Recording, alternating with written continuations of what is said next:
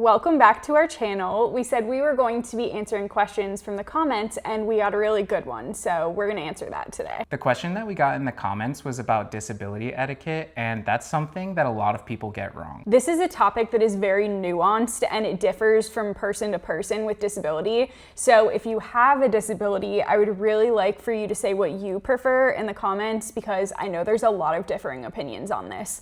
But with that being said, we're going to talk about some of our feelings on the topic and what we feel we would prefer. So the question that we got in the comments was about a situation where a person was leaving a grocery store with their partner when they noticed someone in a wheelchair who had 3 big grocery bags that were the paper kind with no handles, and it looked like the person might have been struggling. And while they were walking out, the person's partner said that you should offer to help them. And then that person hesitated.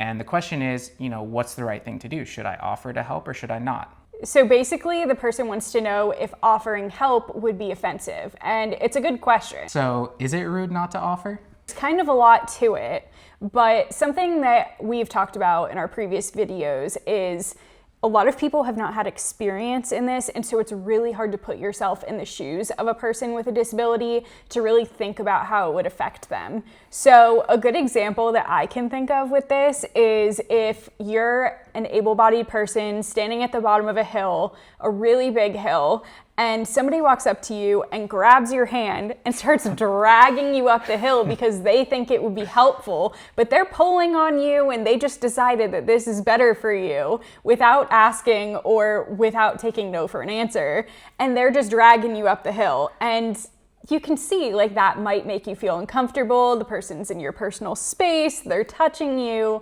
Like, would you want that? So that's where we get into the do's and the don'ts of offering help or not offering help. Because nobody wants to offend somebody by assuming that they can't do something. Yeah, I mean, even as a person with a disability, and I can sometimes help other people with disabilities, or I'll tell Michael, oh, you should go help someone like with a disability with something.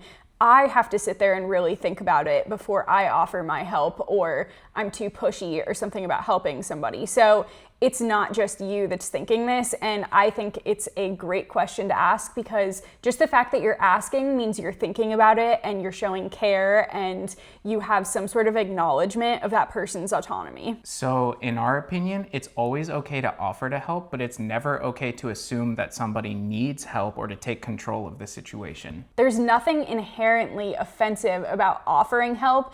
It's the way you offer help and the way you respond to the person when they say they do or don't want help that is the issue.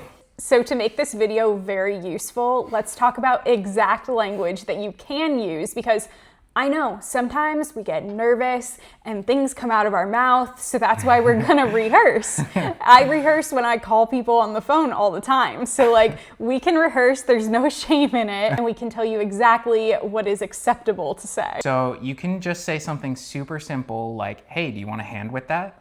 Yeah, like he said, simple, easy to say no. So if I do say no, so if you say, do you want a hand with your groceries? And I'm like, oh, no, thanks. Okay. Yeah, exactly. Later. Have a nice day. That's it. That brings us into what not to do. This is where you're really going to want to take notes. So the rules are: do not help someone without asking, and do not insist when the person says no. And if the person with a disability is with somebody else, don't look at the other person and ask them. It's the craziest thing when people just act like Amanda is not there, but then ask me something that has to do with Amanda. I'm like, I don't know, ask her. Yeah, happens all the time. Another really good fact here is, as a person that uses a wheelchair, this wheelchair is part of my personal space. It's like a part of me. I really don't like when people touch my wheelchair. And my whole life, especially when I was in a manual chair, people would push me without asking all the time.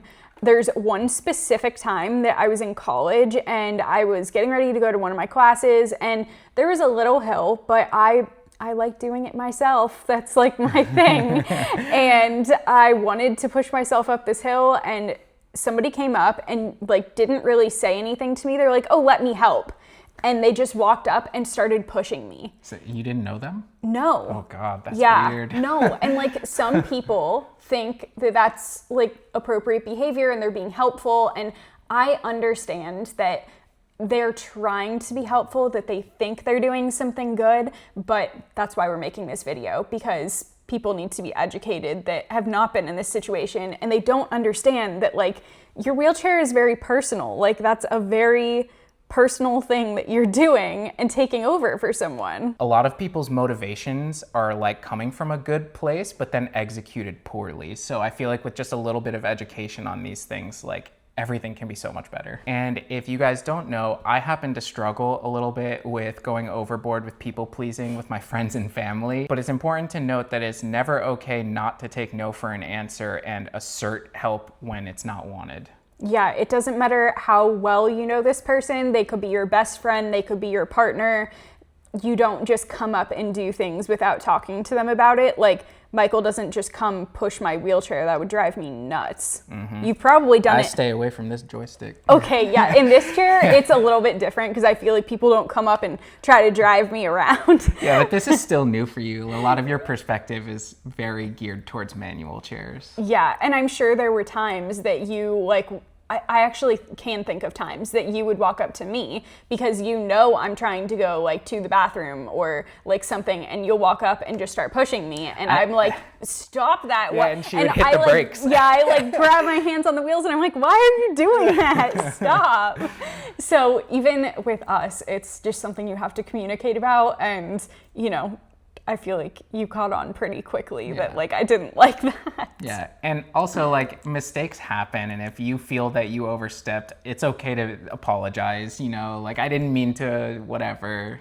Yeah, I wasn't mad. It's kind of like a joke. Like I grabbed my wheels and I'm like, what are you doing? Yeah. Like that's so odd. Stop pushing me. I think the vast majority of people with a disability are not going to bite your head off, even if something makes them roll their eyes. Yeah, and that's a great point, because for me, I'm very open to talking about things and communicating things and not judging people for using incorrect language or pushing my wheelchair when they shouldn't. Like, it's just a conversation. I'm not like offended that somebody does something wrong. I'm just like, hey, this is actually what's best, and I'm not offended. So that is the ideal situation, that you're gonna find somebody that will just like kindly correct, and then you learn from that. So where do I stand on this topic? For me personally, I prefer just asking for help, but I also don't find it offensive or rude when people ask if I do need help, as long as you know you're following the rules. And if I say no, you leave me alone and you don't like harass me to give me help. So it's really about giving someone the choice and respecting their autonomy. And sometimes we kind of like to do things, we meaning people with disabilities,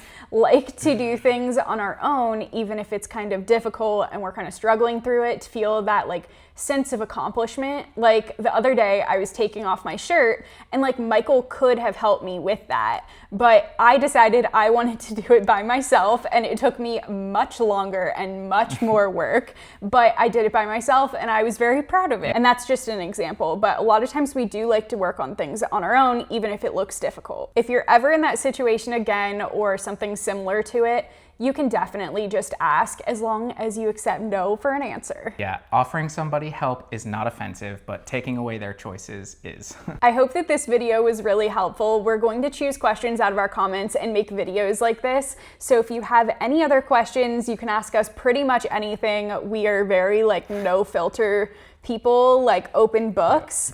Within reason. So please leave all of your questions on any topic you would have for us in the comments, and we will keep answering these questions. See you soon. Bye.